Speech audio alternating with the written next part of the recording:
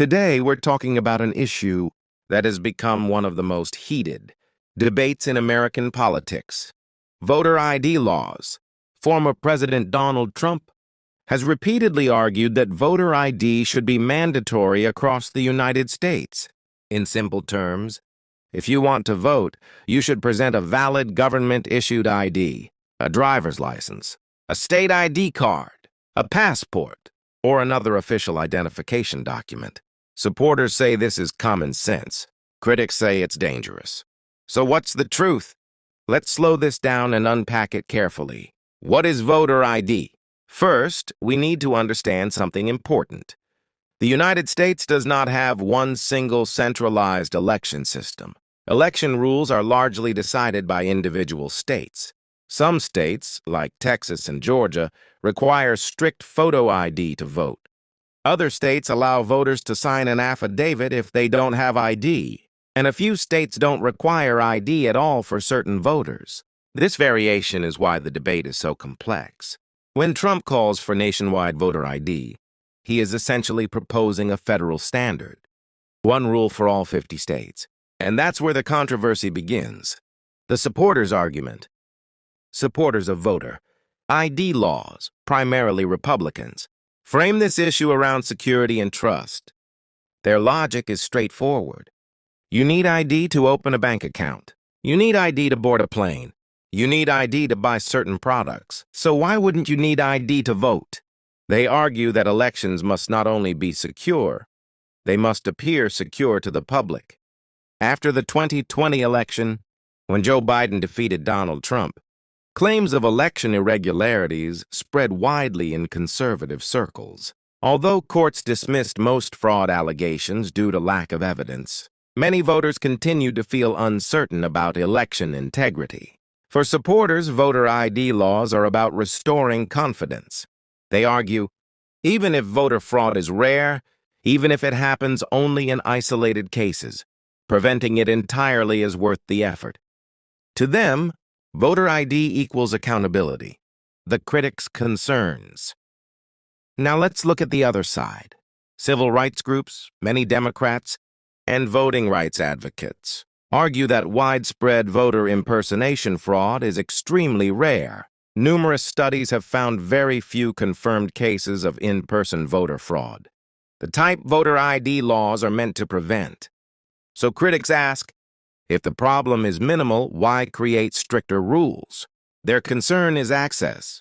They argue that not every American has an updated government ID. Low-income individuals may struggle to afford documentation fees. Rural residents may live far from ID-issuing offices. Elderly citizens who no longer drive may not maintain current identification. In their view, strict voter ID laws could unintentionally suppress turnout among vulnerable populations. And for them, democracy is strongest when participation is easy, not restricted. The constitutional question. There's another layer here. The U.S. Constitution gives states primary authority to conduct elections. If Congress were to pass a nationwide voter ID law, it could face legal challenges, potentially reaching the Supreme Court. The debate isn't just political, it's constitutional.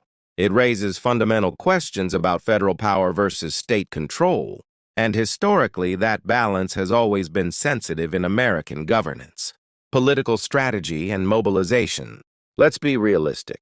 Policy debates don't exist in a vacuum. Voter ID has also become a powerful political mobilization issue. For many Republican voters, it represents law, order, and election integrity. For many Democratic voters, it represents voter suppression and civil rights concerns. Both sides use the issue to energize their base. That's why the debate intensifies during election cycles. It's not just about ID cards. It's about narrative. Is there a middle ground? Some policy experts suggest compromise solutions. If voter ID becomes mandatory nationwide, the government could provide free identification cards, expand mobile ID registration services, increase funding for rural DMV offices, automatically register citizens when they receive other services. That way, security increases without reducing access. Because ultimately, the real question isn't ID or no ID. The real question is, how do we balance election security with equal access? A crisis of trust. At its core, this debate is about trust. Some Americans fear that elections are vulnerable. Others fear that voting rights are being restricted. If security feels weak, public confidence declines. If access feels limited, participation declines. And democracy depends on both trust and participation. Now it's your turn.